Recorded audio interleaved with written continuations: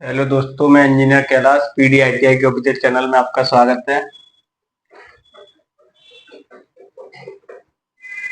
आज बात करेंगे हम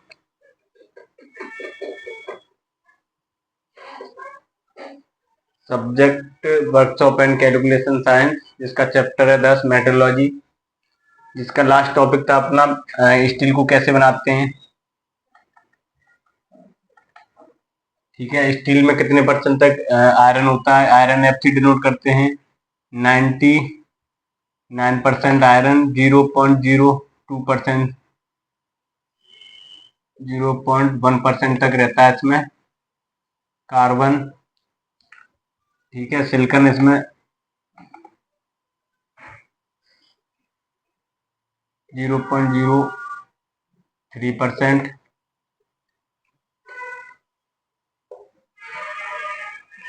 तो स्टील को बनाने के लिए सबसे पहले मैंने बताया था लोहे में कास्ट आयरन जो बनाता है हम। कास्ट आयरन को बनाने के लिए हम क्यूपुला फर्नेस का यूज करते हैं। क्यूपुला फर्नेस की सहायता से कास्ट आयरन बनाते हैं, लेकिन हम बनाते हैं पिग आयरन। तो पहले हमारा पिग आयरन होगा, पिग आयरन के बाद मैंने कल भी बताया था पिग आयरन। पिग आयरन के बाद आपका, अगर हम कास्ट आयरन बना रहे हैं तो कास्ट आयरन के केस में कौन सी भट्टी आएगी? Cupola furnace. ठीक है, उसके बाद अपना फाइनल को क्या बन जाएगा? Cast iron. नेक्स्ट जो आता है अपना, ये ये प्रोसेस हो गया। एक प्रोसेस आएगा स्टील बनाने में, स्टील या फिर हम रॉट आयरन बनाने में। रॉट आयरन बनाने के लिए हमें सबसे पहले पिग आयरन की जरूरत होगी। ठीक है, पिग आयरन के बाद पुडलिंग फर्नेस से हम रॉट आयरन बनाते हैं। Puddling furnace. ठीक है, उसके बाद जो फाइनल हमारा आयरन बनता है वो बनता है रॉट आयरन। अब ऐसे हम स्टील को कैसे बनाएंगे? स्टील को बनाने के लिए पिग आयरन की आवश्यकता होती है। हमें पिग आयरन होगा। पिग आयरन के बाद हम बेसिमर प्रोसेस के द्वारा, बेसिमर एक भट्टी है, बेसिमर प्रोसेस, जिसकी हेल्प से हम क्या बनाएंगे? स्टील को बनाएंगे। फिर यहाँ पे हमारा फाइनल स्टील प्रोवाइड हो जाएगा। ठीक है,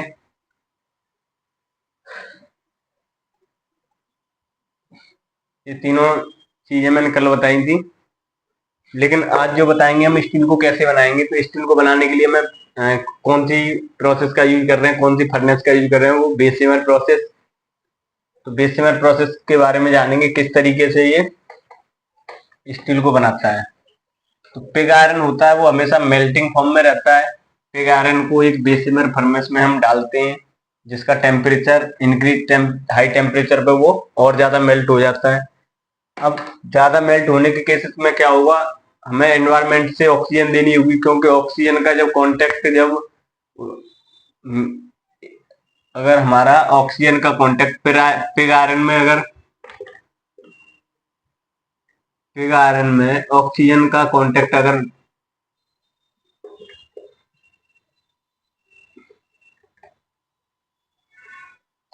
तो यहाँ पे हमारा सिलेज बनेगा। ठीक है, यानी पिग आयरन में अगर ऑक्सीजन का कांटेक्ट होगा तो उस केसेस में सिलेज बनेगा। सिलेज को बोलते हैं जो भी हमारा स्टील के बाद में जो ऊपर जो एक जिसकी डेंसिटी कम हो जाती है, सिलेज एक गंदगी फॉर्म में रहती है, जो वेस्ट कह सकते हैं, वेस्ट के लिए यूज करते हैं हम, तो उसे हम वहां से हटा देते हैं। ये रहता है। ठीक है, तो सबसे पहले बेसिमर प्रोसेस का एक डायग्राम देख लेते हैं।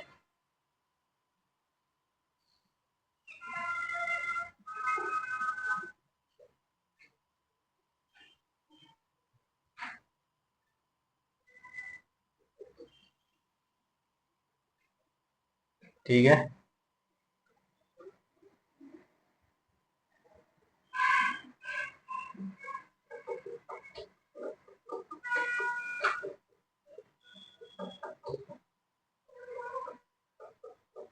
इस टाइप से होता है अपना बेसिमर प्रोसेस, जो हमारा ब्रिंग से ये बना होता है, ब्रिंग से यानी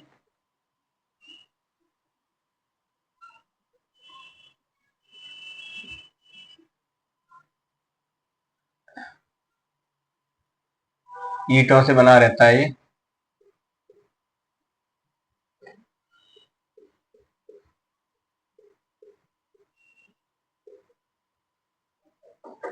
यहाँ पे क्या रहेगा, ये स्टील रहेगा। ये जो स्लेज होता है वो हमेशा जिसकी डेंसिटी कम हो जाती है, जैसे पानी में अगर हम तेल को डुबोएं तो तेल हमारा ऊपर तैरने लगता है, यानी बॉयंसी फोर्स के थ्रू वो ऊपर तैरने लगता है, जिसका मतलब है कि उसकी डेंसिटी कम है, जिसका घनत्व तो कम है। तो हमारा इस फॉर्म में ये हो जाएगा स्लेज। और नीचे जो आएगा अपना, जिसे हम बोल सकते हैं मेटेलिक आयरन,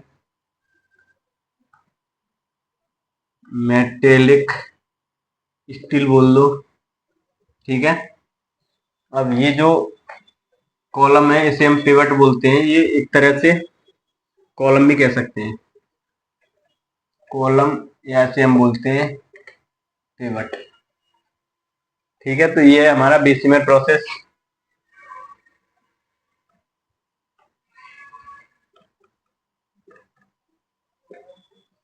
अब इसमें क्या करते हैं, ये एक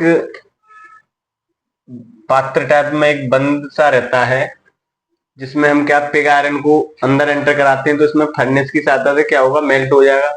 मेल्ट होने में जो हमारा बेसिमर प्रोसेस में ऑक्सीजन का कांटेक्ट की वजह से स्लेज ऊपर आ जाता है, स्लेज डेंसिटी के कारण ऊपर जम जाता है, स्लेज को अलग कर देते हैं। एक स्लेज ये एक अलग हो गया, एक इसे हम किसी जगह स्टोर कर सकते हैं, उसे हम फिर वेस्ट के लिए यूज कर सकते हैं। तो स्लेज जैसे ही हमारा ऊपर तैरने लगता है, स्लेज के जस्ट उसके नीचे हमारा क्या रहता है, आयरन रहता है, जो हमारा स्टील में कन्वर्ट हो जाता है। ये होता है हमारा बेसिमर प्रोसेस। और इसकी थ्योरी के बारे में जानेंगे। डायग्राम कंप्लीट हो गया।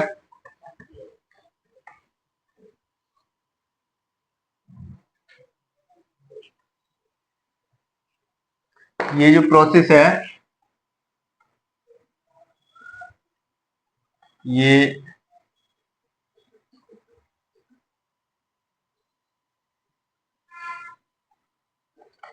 विधि स्टील बनाने के लिए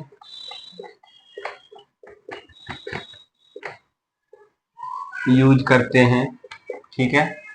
अगर हम जो स्टील बनाएंगे वो बेसिमर प्रोसेस की सहायता से स्टील बनाते हैं, क्योंकि स्टील बनाने में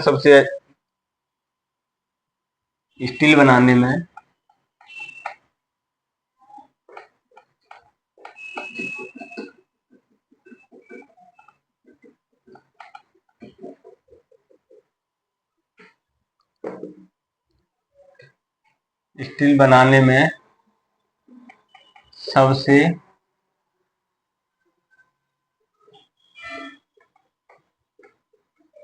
सस्ती रीत है, यानी स्टील बनाने के लिए ये एक बहुत आसान प्रोसेस है, जिससे हम आसानी से स्टील को बना सकते हैं। तो स्टील बनाने के लिए क्या होगा, पिग आयरन को सबसे पहले क्यूपुला भट्टी में हम तैयार करते हैं। जैसे पिग आयरन को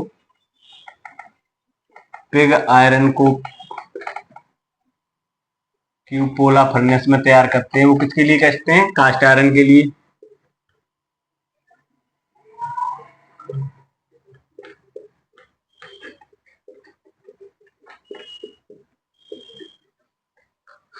तैयार करते हैं कास्ट आयरन बनाने के लिए।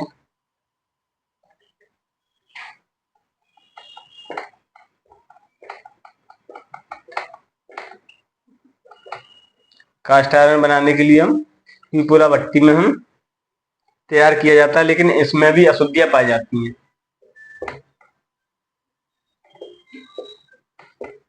करते हैं उसके बाद भी उसमें अशुद्धियां, इम्प्योरिटी, उसके बाद भी उसमें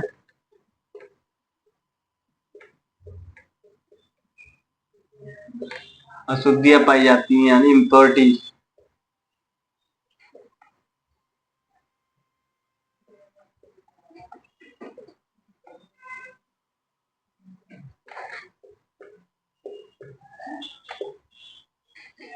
ठीक है। उसके बाद ये इम्प्योरिटी पाई जाती हैं। तो वो जो इम्प्योरिटी की जो मात्रा होती है कास्ट आयरन में, वो कितनी रहती है? 3% से 5% तक, या 2% से 5% तक कार्बन रहता है, जिसे हम कार्बन।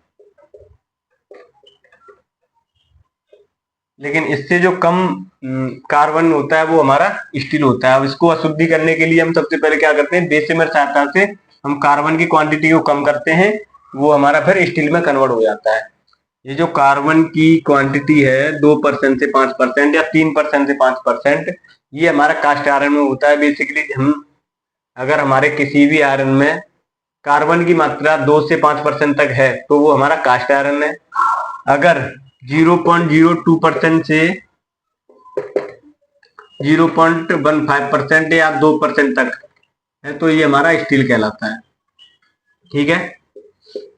तो ये स्टील को, अब इसमें इम्प्योरिटी को कम करने के लिए तभी तो हमारा स्टील में कन्वर्ट होगा। जब इसकी कार्बन की जो क्वांटिटी है वो कम होगी तो ऑटोमेटिकली वो अपना स्टील में कन्वर्ट हो जाएगा। तो कार्बन की क्वांटिटी को हम कैसे कम कर देंगे? क्योंकि इसकी में जो अशुद्धियां वो बेसिमर बेसिमर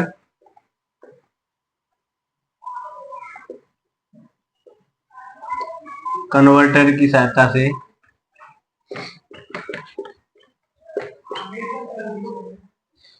बेसिमर कन्वर्टर की सहायता से हम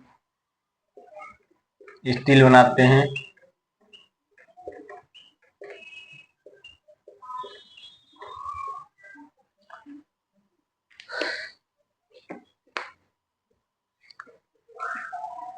इसमें भट्टी होती है, मैंने बताया था इसमें भट्टी होती है,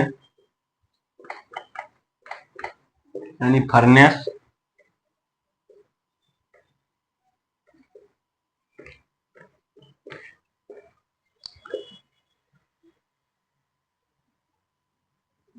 तथा इसके बाहर लोहे की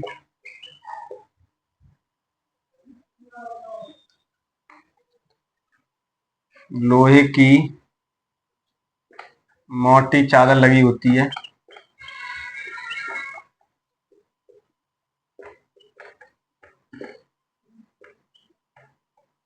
लोहे की मोटी चादर लगी होती है तथा अंदर की तरफ 40 सेंटीमीटर मोटी तथा अंदर की तरफ 40 सेंटीमीटर मोटी ब्रिक्स, जो मैंने बताया ना ब्रिक्स, यानी ईंटों की बनी होती है।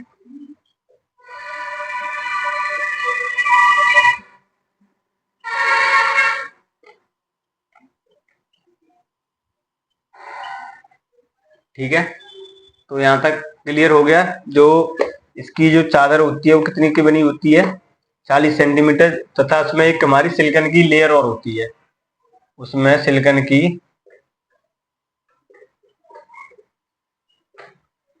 की परत भी होती है।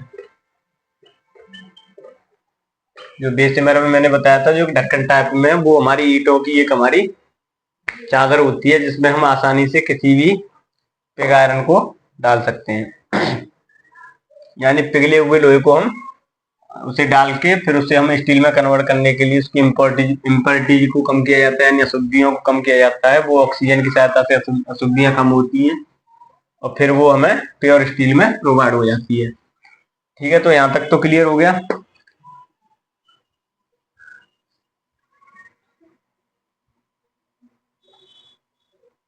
तो इसमें एक नोट इंपॉर्टेंट आता है। इस भट्टी में खड़ी स्थिति में रखकर लोहे से गर्म किया जाता है। इसमें खड़ी स्थिति यानी वर्टिकल पोजीशन में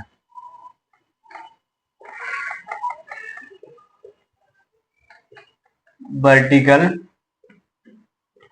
पोजीशन में रखकर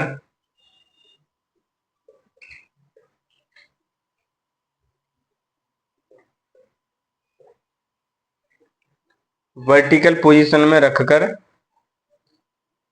पिघले लोहे में से गर्म, यानी जो मेल्ट लोहा है,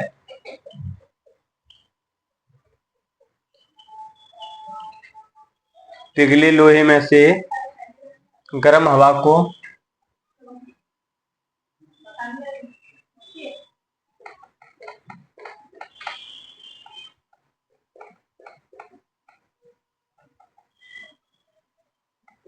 गर्म हवा का दबाव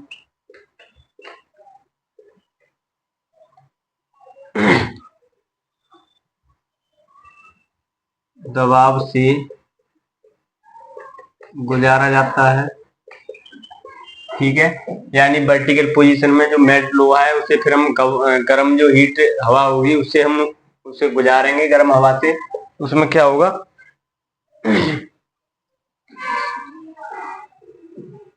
तब हवा की ऑक्सीजन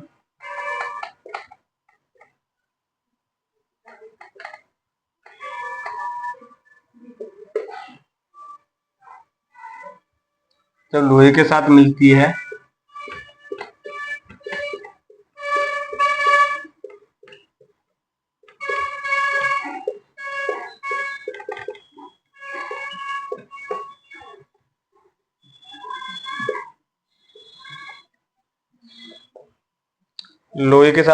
है तो अशुद्धियां और कार्बन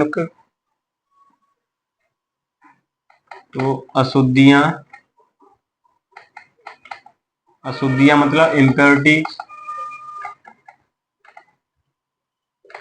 इम्प्योरिटी व गंधक दूर हो जाती है, दूर या फिर हट जाती है। ठीक है,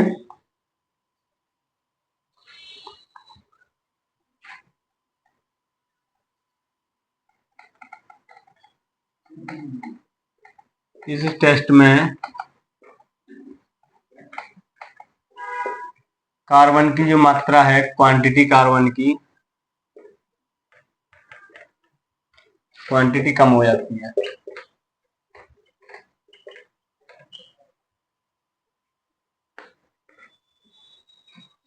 और वो हमारा स्टील